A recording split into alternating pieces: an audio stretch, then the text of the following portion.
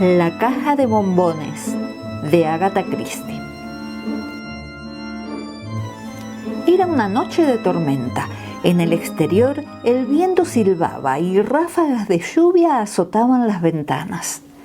Poirot y yo nos hallábamos sentados ante la chimenea, las piernas extendidas al amor del alegre fuego. Entre nosotros había una mesita. A mi lado descansaba un vaso de punch caliente cuidadosamente dosificado. Junto a Poirot se veía una taza de chocolate espeso que yo no hubiera bebido ni por 100 libras. Poirot tomó un sorbo de aquella masa marrón contenida en la taza de porcelana rosada y exhaló un suspiro de satisfacción. «Quelle belle vie», murmuró. «Sí, este viejo mundo es magnífico», asentí. «Yo con un buen empleo, ¿y qué empleo? Y usted es famoso». «Oh, mon ami», protestó Poirot. «Lo es, y con razón. Cuando pienso en su larga serie de éxitos me quedo de veras maravillado. No creo que sepa usted lo que es un fracaso». El que pudiera decir esto sería un bromista o un ejemplar fuera de serie. No, hablo en serio. ¿Ha fracasado alguna vez? Innumerables veces, amigo mío. ¿Qué se imaginaba? No se puede tener siempre la bonne chance. A veces he sido llamado demasiado tarde. Muy a menudo alguien empeñado en alcanzar la misma meta ha dado primero con la solución. Por 2 veces caí enfermo cuando estaba a punto de alcanzar el éxito. Se tiene que apechugar con los malos momentos, amigo mío. No quería decir esto exactamente, repuse. Me refería a si alguna vez ha fracasado por culpa suya. Ah, comprendo. Me pregunta si alguna vez me he comportado como el rey de los asnos, como dicen ustedes por estas tierras. Una vez, amigo mío, una sonrisa lenta y meditativa se reflejó en su rostro. Sí, una vez hice el ridículo. Se irguió súbitamente en su butaca. Mire, amigo mío, sé que guarda un archivo de mis modestos éxitos. ¿Podrá añadir una historia más a la colección? La historia de un fracaso. Se inclinó y echó un leño al fuego. Luego, tras haberse frotado las manos con el paño que colgaba de un clavo junto a la chimenea, se acomodó de nuevo y empezó su relato. Lo que les cuento, dijo Monsieur Poirot, ocurrió en Bélgica hace muchos años. Fue en la época de la terrible lucha entre la Iglesia y el gobierno francés. El señor Paul Déroulard era un brillante diputado francés. Se daba por descontado que le nombrarían ministro. Era el más acérrimo militante del partido anticatólico y cuando subiera al poder tendría que enfrentarse a enemigos poderosos. En muchos aspectos era un hombre peculiar. Aunque no bebía ni fumaba, no siempre se mostraba tan escrupuloso en otros sentidos. ¿Me entiende, Hastings? C'était défense, toujours défense. Algunos años antes se había casado con una damita de Bruselas que aportó una dote sustanciosa. Indudablemente el dinero le fue útil en su carrera, pues su familia no era rica, aunque por otra parte podía usar el título de Monsieur le Baron si le daba la gana. El matrimonio no tenía hijos y su mujer falleció al cabo de 2 años, a consecuencia de una caída en la escalera. Entre las propiedades que le legó su esposa figuraba una casa en la avenida Louis de Bruselas. Fue en esta casa donde él murió repentinamente, coincidiendo el luctuoso suceso con la dimisión del ministro cuya cartera tenía que heredar. Su muerte repentina, ocurrida por la noche después de la cena, fue atribuida a un fallo cardíaco. Por aquel entonces, mon ami, como usted sabe, yo formaba parte de la Brigada de Investigación belga. La muerte del señor Paul Déroulard no ofrecía ningún interés particular para mí. Soy, como sabe muy bien, bon catholique, y su óbito me pareció oportuno. Fue 3 días después, recién comenzadas mis vacaciones, cuando recibí la visita de una dama. Su rostro estaba cubierto por un tupido velo, pero evidentemente era muy joven, y enseguida percibí que se trataba de una jeune fille fait comme il faut. ¿Es usted Monsieur Hércules Poirot?, me preguntó en voz baja y armoniosa. Me incliné en una leve reverencia. ¿De la brigada de investigación? Me incliné nuevamente. Tome asiento, mademoiselle, por favor, le dije acercándole una silla. Aceptó y se levantó el velo. Su rostro era encantador, aunque desfigurado por las lágrimas y por una expresión de continua angustia. Monsieur, dijo ella, tengo entendido que está de vacaciones, por tanto estará libre para poder hacerse cargo de un caso de índole particular. Comprenda que no deseo que intervenga la policía. Meneé la cabeza. Me temo que lo que me pide sea imposible, mademoiselle. Aunque esté de vacaciones, sigo perteneciendo a la policía. Ella se inclinó hacia adelante. Écoutez, monsieur, todo cuanto le pido es que investigue. Queda usted en absoluta libertad de comunicar el resultado de sus investigaciones a la policía. Si lo que me imagino resulta ser cierto, necesitaremos de toda la maquinaria de la ley. Esto cambiaba en cierta manera el cariz del asunto y me puse sin más a su disposición. Un suave color rosado coloreó sus mejillas. Gracias, monsieur. Lo que pretendo que usted investigue es la muerte del señor Paul Déroulard. ¿Cómo? Exclamé sorprendido. Monsieur, no tengo nada en que apoyarme, nada, salvo mi instinto femenino, pero estoy convencida, le repito, convencida de que el señor Déroulard no falleció de muerte natural. Sin embargo, seguramente los médicos pueden estar equivocados. Era tan robusto, tan fuerte. Ah, Monsieur Poirot, le suplico que me ayude. La pobre niña estaba casi fuera de sí. Se habría hincado de rodillas ante mí. La calmé lo mejor que supe. La ayudaré, mademoiselle. Casi le aseguraría que sus temores son infundados, pero ya veremos. Primero le ruego que me describa a los residentes de la casa. Están claros las sirvientas, Jeannette, Félicie y la cocinera Denise. Esta hace muchos años que sirve en la casa. Las otras 2 son muchachas venidas del campo. También contamos con François, pero también él es un antiguo criado. Luego la madre de Monsieur Déroulard, que vivía con él, y yo misma. Me llamo Virginie Mesnard. Soy prima, pobre, de la difunta Madame Déroulard, la esposa del señor Paul, y he convivido con ellos durante más de 3 años. Además, en la casa teníamos a 2 invitados. ¿Quiénes eran? El señor St-Alard, un vecino del señor Déroulard en Francia, y un amigo inglés, el señor John Wilson. ¿Siguen todavía con ustedes? El señor Wilson sí, pero el señor St-Alard partió ayer. ¿Y cuál es su plan, mademoiselle Mesnard? Si quiere puede presentarse en casa dentro de media hora. Habré preparado una excusa para justificar su presencia. Creo que lo mejor es hacerle pasar por una persona más o menos relacionada con el periodismo. Diré que ha venido de París con una tarjeta de presentación de parte del señor St-Alard.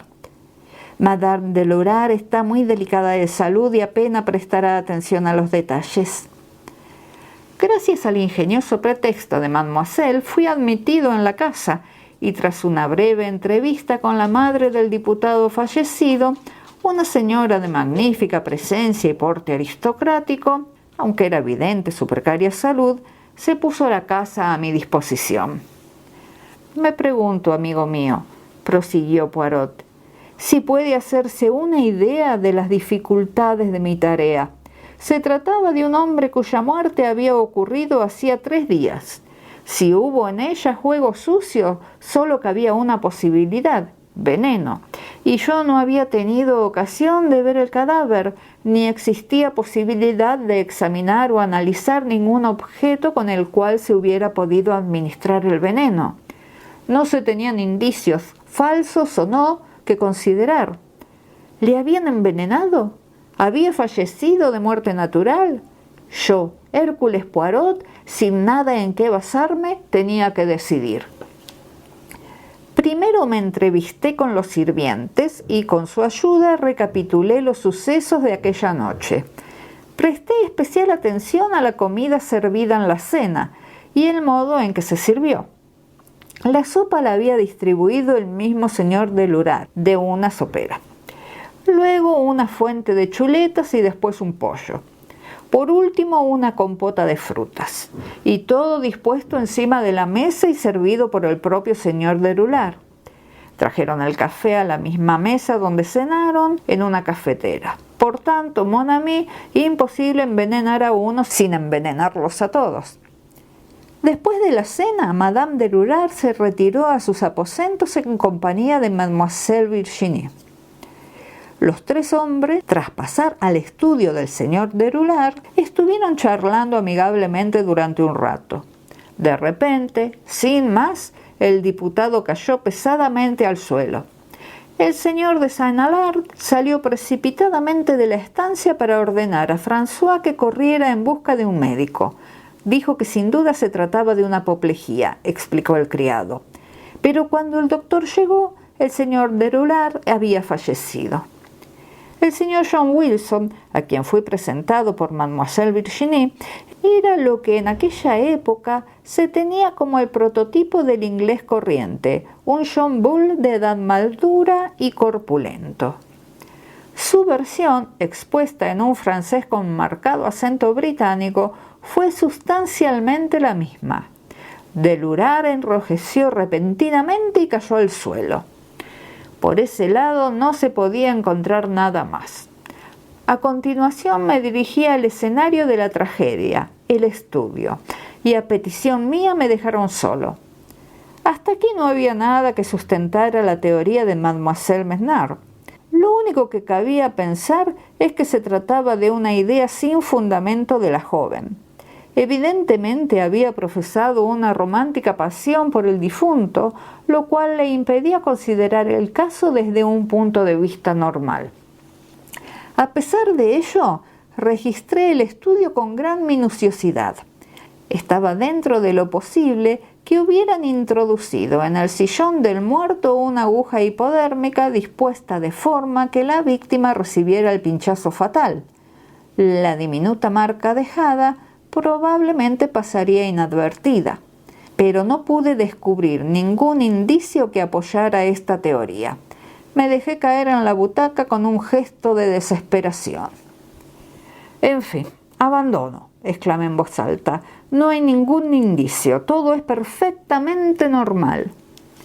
Mientras pronunciaba estas palabras, mi vista se detuvo en una caja de bombones situada en una mesa contigua y el corazón me dio un salto. Podía no ser un indicio relacionado con la muerte del señor de Lurar, pero por lo menos allí existía algo que no era normal. Levanté la tapa. La caja estaba llena, sin tocar, no faltaba ni un bombón. Pero eso hacía aún más notable la peculiaridad que habían captado mis ojos. Pues sepa usted, Hastings, que la caja era de color rosa, pero la tapa era azul. Ahora bien, a veces se puede ver una caja rosa adornada con un lazo azul, o al revés, pero la caja de un color y la tapa de otro, no, decididamente no. Ne se voit jamais. Todavía no percibí si aquel pequeño incidente podía serme de alguna utilidad. Sin embargo, resolví investigarlo por el mero hecho de que se salía de lo corriente. Pulsé el timbre para que acudiera François y le pregunté si a su difunto señor le gustaban los bombones. Una leve sonrisa melancólica afloró a sus labios. Le apasionaban, monsieur. Siempre tenía una caja de bombones en casa. No tomaba vino de ninguna clase, ¿sabe usted? No obstante, esta caja está intacta. Levanté la tapa para que lo viera. Perdone, monsieur, pero esta caja es nueva, adquirida el día de su muerte, pues la otra estaba casi acabada. Así que la otra caja se terminó el día de su muerte, dije lentamente. Sí, monsieur, la encontré vacía por la mañana y la tiré. ¿El señor de Lurá comía bombones a cualquier hora del día? Habitualmente después de cenar, monsieur. Empecé a ver claro. François, dije, ¿sabe ser discreto? Si es necesario, sí, monsieur. Bon, sepa entonces que soy de la policía. ¿Puede encontrarme la otra caja? Sin duda, monsieur. Estará en el cubo de la basura. Salió y al cabo de pocos momentos regresaba con un objeto cubierto de polvo. Era el duplicado de la caja que yo sostenía, excepto por el hecho de que ahora la caja era azul y la tapa rosa. Di las gracias a François, encareciéndole una vez más que se mostrara discreto, y abandoné la casa de la Avenue Louis precipitadamente. Acto seguido fui a visitar al doctor que asistió al señor Derular. Mi entrevista con él no fue nada fácil. Se parapetó tras un muro de docta fraseología, pero tuve la impresión de que no estaba tan seguro del caso como pretendía. Han ocurrido infinidad de incidentes de este tipo, dijo tras haber logrado que se confiara un poco. Un repentino acceso de furor, una emoción violenta tras una copiosa cena, c'est attendu. Entonces, con el berrinche, la sangre fluye a la cabeza, quizá, ya está. Pero el señor de Lurar no fue presa de ninguna emoción violenta, ¿no?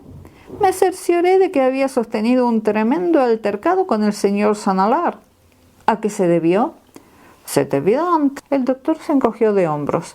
¿Acaso el señor Sanalar no era un católico fanático? La amistad que existía entre ambos se resentía por causa de esa cuestión entre Iglesia y Estado. No pasaba un día sin que surgieran discusiones. Para el señor Sanalar, su amigo Derular casi le parecía el anticristo. Esto era inesperado y me dio materia para reflexionar.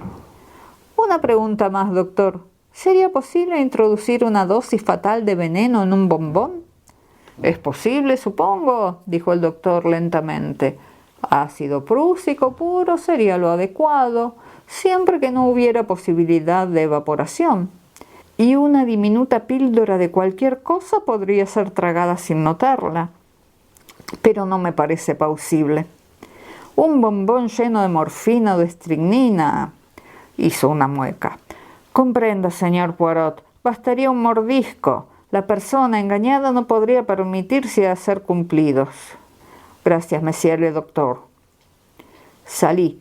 Luego hice averiguaciones en varias farmacias, sobre todo en aquellas que se hallaban cerca de la Avenue Louis. Es estupendo pertenecer a la policía. Obtuve la información que deseaba sin ninguna dificultad. Solo en un caso me respondieron haber despachado un veneno destinado a la casa en cuestión. Se trataba de unas gotas para los ojos compuestas de sulfato de atropina para la señora de Lurar. La atropina es un veneno poderoso y por un instante me sentí optimista.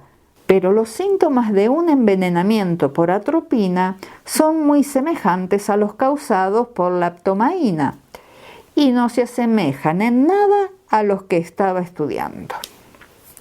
Además, la receta databa de mucho tiempo atrás. Madame de Lurar sufría de cataratas en ambos ojos desde hacía muchos años. Descorazonado, ya me iba cuando la voz del farmacéutico me hizo retroceder. Un momento, monsieur Poirot. Ahora recuerdo que la chica que trajo esa receta comentó algo acerca de que tenía que acercarse a la farmacia inglesa. Puede intentar allí. Así lo hice. Imponiendo una vez más mi jerarquía oficial, obtuve la información que quería. La víspera de la muerte del señor de Lurar había despachado una receta para el señor John Wilson. El medicamento no necesitaba ser preparado, simplemente consistía en unos comprimidos de trinitrina.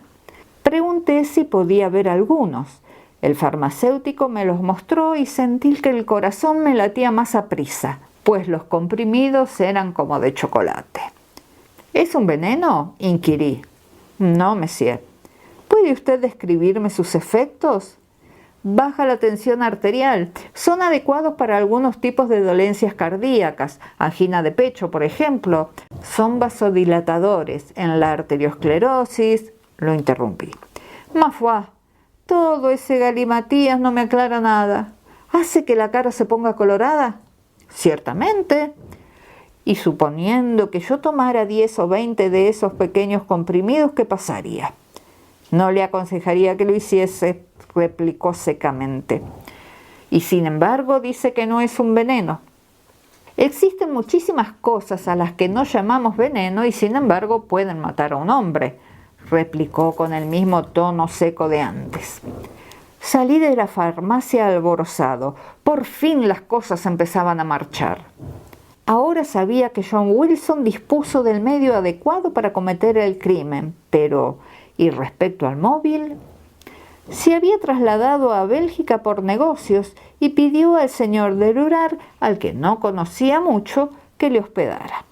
Aparentemente no existía ninguna razón para que la muerte de Rurar le beneficiara.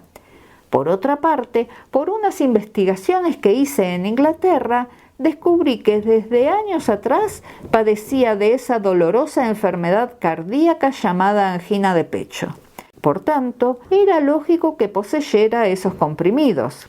Sin embargo, yo estaba convencido de que alguien había tocado la caja de bombones tras abrir primero por error la caja llena. Luego de haber vaciado el último bombón, lo llenó con los comprimidos de trinitrina. Los bombones eran de gran tamaño. Estaba seguro de que habían puesto de 20 a 30 comprimidos. ¿Pero quién lo hizo? En la casa había 2 invitados.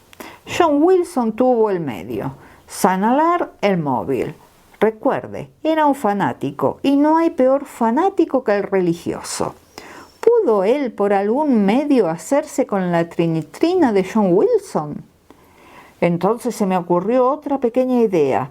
Ah, se sonríe usted de mis pequeñas ideas. ¿Por qué Wilson se había quedado sin trinitrina? Seguramente trajo consigo de Inglaterra una adecuada cantidad. Una vez más visité la casa de Avenue Louise.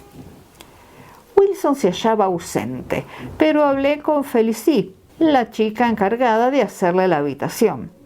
Le pregunté de improviso si era cierto que al señor Wilson se le había extraviado en los últimos días un frasco de su lavabo. La chica contestó con vehemencia. Era totalmente cierto. Incluso le echaron la culpa a ella. Por lo visto, el caballero inglés creía que ella lo había roto y no quería confesarlo. Pero la verdad era que ni siquiera lo tocó. Sin duda la culpable era Janet, siempre metiendo las narices donde no la llamaban. Tras conseguir que callara, me despedí. Sabía todo cuanto quería conocer. Me tocaba a mí patentizar la evidencia del caso. Tenía la corazonada de que no resultaría fácil. Yo podía estar seguro de que Sanalar había hecho desaparecer el frasco de trinitina del lavado de John Wilson, pero para convencer a los demás necesitaría aportar pruebas. Y no tenía ninguna. No importa, sabía. Eso era lo importante. ¿Recuerda nuestros problemas en el caso Styles, Hastings? También en aquel caso sabía, pero me llevó mucho tiempo encontrar el último eslabón que completara mi cadena de pruebas contra el asesino. Solicité una entrevista con la señorita Menard. Acudió enseguida. Le pedí la dirección del señor Sanalar. Una mirada de inquietud ensombreció el rostro de la joven. ¿Para qué la quiere, monsieur? Mademoiselle me es necesaria. Parecía vacilante, turbada. No puede decirle nada. Es un hombre cuyos pensamientos no son de este mundo. Apenas se da cuenta de lo que ocurre a su alrededor. Posiblemente, mademoiselle. No obstante, era un viejo amigo del señor de Rurar.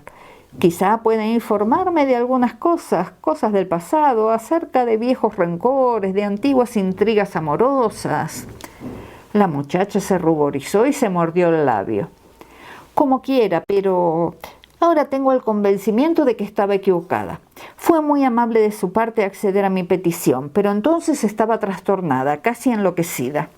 Ahora me doy cuenta de que no existe ningún misterio que esclarecer. Déjelo, se lo ruego, monsieur. La miré fijamente.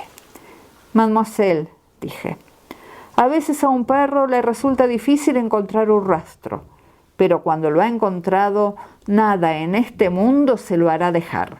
Es decir, si es un buen perro. Y yo, mademoiselle, yo, Hércules Poirot, lo soy. Sin proferir palabras salió de la estancia. Unos minutos más tarde regresó con la dirección anotada en una hoja de papel. Abandoné la casa. François me esperaba en la calle. Me miró con ansiedad. ¿Hay noticias, monsieur? Ninguna todavía, amigo mío. Oh, pauvre monsieur Deroulard, suspiró. Yo también compartía sus ideas. No me gustan los curas, pero no diría algo así en la casa. Todas las mujeres son muy devotas, y quizás sea mejor. Madame est très pieuse, y Mademoiselle Virginie aussi. Mademoiselle Virginie, ella est très pieuse. Al recordar aquel rostro apasionado bañado en lágrimas de nuestra primera entrevista, me extrañó. Tras haber obtenido la dirección del señor St-Alard, no perdí el tiempo. Llegué a las inmediaciones de su castillo en las Ardenas, pero tuve que aguardar varios días hasta dar con el pretexto que me permitiese la entrada en la casa. Al final lo conseguí. ¿Se imagina cómo? Pues nada menos que como fontanero, mon ami. Fue cuestión de un momento provocar un pequeño escape de gas en su dormitorio. Salí en busca de mis herramientas y tuve buen cuidado de volver con ellas a una hora en que me constaba que tendría el campo libre. Casi ni yo mismo sabía lo que buscaba.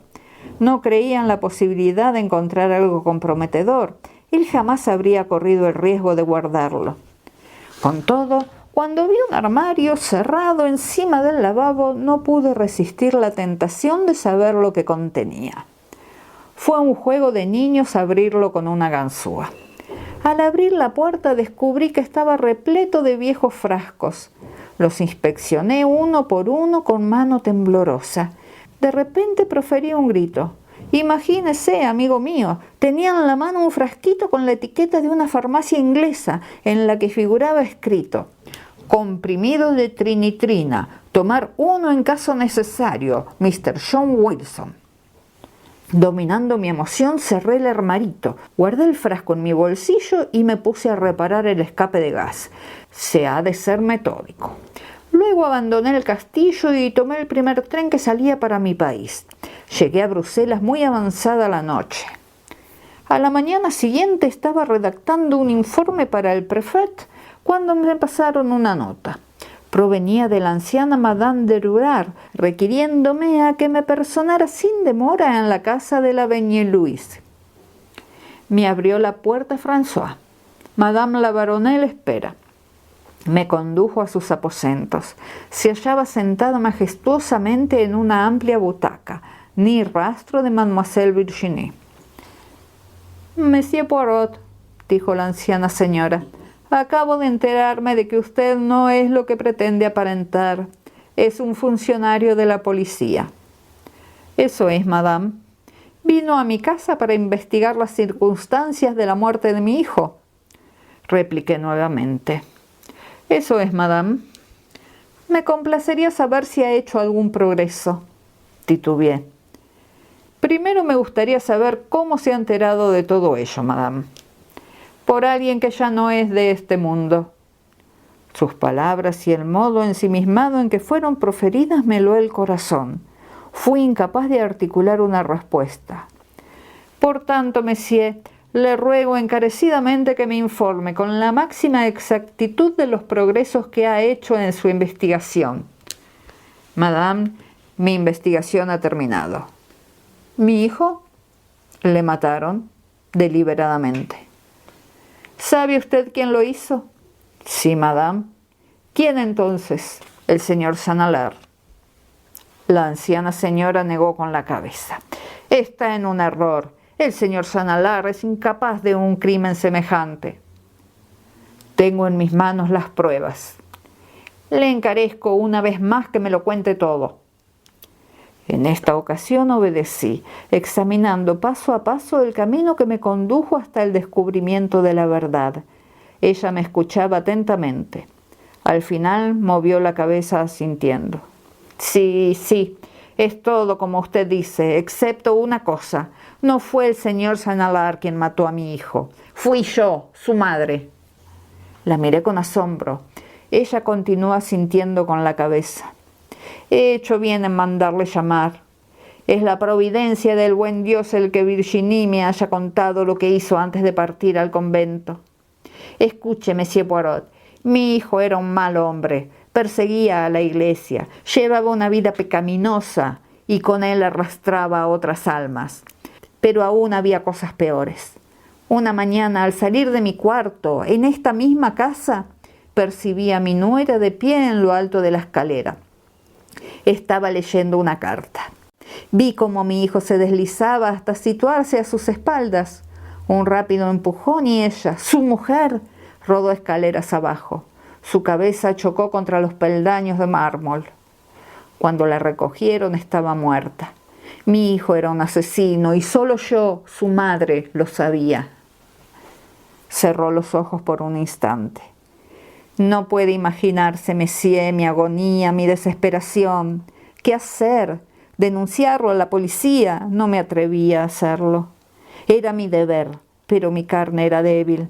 Además, ¿me creerían ellos? La vista me fallaba desde hacía algún tiempo. Argumentarían que me había equivocado. Guardé silencio, pero mi conciencia me remordía. Callándome, yo también era una asesina. Mi hijo heredó la fortuna de su esposa, prosperó, subió como la espuma y ahora le iban a nombrar ministro. Perseguiría aún con más fuerza a la iglesia y además estaba Virginie. La pobrecita niña, piadosa por naturaleza, se sentía fascinada por él. Mi hijo poseía un extraño y terrible poder sobre las mujeres. Vi lo que iba a ocurrir. Me sentía impotente para impedirlo. Él no abrigaba ninguna intención de casarse con Virginie. Llegó el momento en que la pobre se hallaba dispuesta a entregarse totalmente a su capricho. Entonces vi claramente mi camino. Era mi hijo. Yo le había dado la vida. Yo era responsable de sus actos. Antes había destruido el cuerpo de una mujer, ahora iba a destruir el alma de otra. Entré en la habitación del señor Wilson y me apoderé del frasco de comprimidos. Una vez, bromeando, comentó que contenía suficientes comprimidos para matar a un hombre. Fui al estudio y abrí la gran caja de bombones que siempre tenía sobre la mesa. Por error, abrí la caja sin empezar. La otra se hallaba también encima de la mesa. Solo quedaba en ella un bombón. Eso simplificaba las cosas. Nadie comía bombones, salvo mi hijo y Virginie. Aquella noche retendría a la joven a mi lado. Todo sucedió tal como lo había planeado. Hizo una leve pausa, cerrando los ojos un momento. Volvió a abrirlos lentamente. Monsieur Poirot, estoy en sus manos. Me dicen que no me quedan muchos días de vida. Estoy dispuesta a rendir cuentas por mis actos ante el buen Dios. ¿Debo también rendirlas aquí en la tierra? Vacilé. Pero el frasco vacío, madame, dije a fin de ganar tiempo. ¿Cómo se explica que estuviera en posesión del señor St-Alar? Cuando vino a despedirse de mí, Monsieur, se lo puse dentro del bolsillo. No sabía cómo deshacerme del frasquito. Estoy tan enferma que no puedo moverme mucho sin ayuda. Y de encontrarlo vacío en mis aposentos podría levantar sospechas. Comprenda, Monsieur, se irguió majestuosamente, que no fue con la intención de involucrar al señor St-Alar. Ni me pasó por la imaginación. Me figuré que su criado, al encontrar un frasco vacío, lo tiraría sin darle mayor importancia. Incliné la cabeza. Lo comprendo, madame, dije. ¿Y cuál es su decisión, Monsieur? Su voz era firme y segura, la cabeza erguida como siempre. Me puse en pie. Madame, dije, tengo el honor de desearle buenos días. He llevado a cabo mis investigaciones y he fracasado. El asunto está cerrado. Durante un momento, Poirot guardó silencio. Luego dijo quedamente: ella murió justo una semana después. Mademoiselle Virginie pasó su noviciado y a su debido tiempo tomó las órdenes. Esa, amigo mío, es la historia. Debo admitir que hice un triste papel. Pero si no fue un fracaso, objeté. ¿Qué podía pensar dadas las circunstancias? «Ah, sacré mon ami», exclamó Poirot recobrando de pronto su vivacidad. «¿Es que no lo ve usted? Fui 36 veces imbécil. Mis células grises no funcionaron. Durante todo el tiempo tuve en mis manos la verdadera pista». «¿Qué pista?» «La caja de bombones, ¿no lo ve? ¿Habría cometido semejante error una persona que viera perfectamente? Sabía que Madame de Rulard tenía cataratas. Lo supe por las gotas de atropina. Solo había una persona en la casa cuya visión defectuosa le impidiera ver qué tapa tenía que colocar. Fue la caja de bombones lo que me puso sobre la pista. Y sin embargo, durante toda la investigación no supe darme cuenta de su verdadero significado. Y también fallaron mis dotes de psicólogo. De haber sido el señor Saint-Alard el criminal, jamás hubiera conservado en su poder un frasco comprometedor. Encontrarlo era una prueba de su inocencia. Sabía ya por Mademoiselle Virginie que era un hombre muy abstraído. En conjunto fue un caso desdichado el que acabo de referirle. Esta historia solo se la he contado a usted. Compréndame, no hago un buen papel en ella. Una anciana comete un crimen tan sencilla y hábilmente que yo, Hércules Poirot, me equivoco por completo. Sapriste. Es irritante pensar en ello. Olvídelo, o no, recuérdelo, y si en cualquier momento cree que me estoy volviendo presuntuoso, no es probable, pero podría darse el caso. Disimulé una sonrisa. Bien, usted me dirá caja de bombones, ¿de acuerdo? Trato hecho. Después de todo, dijo Poirot, fue una experiencia. Yo, que indudablemente poseo en la actualidad el mejor cerebro de Europa, puedo permitirme ser magnánimo. Caja de bombones, murmuré suavemente. ¿Pardon, mon ami? Mientras Poirot se inclinaba hacia mí con una expresión interrogante, miré su rostro inocente y mi corazón se conmovió. A menudo me había hecho sufrir, pero yo, aunque no poseyera el mejor cerebro de Europa, también podía permitirme ser magnánimo. Nada, mentí y encendí otra pipa, sonriéndome para mis adentros.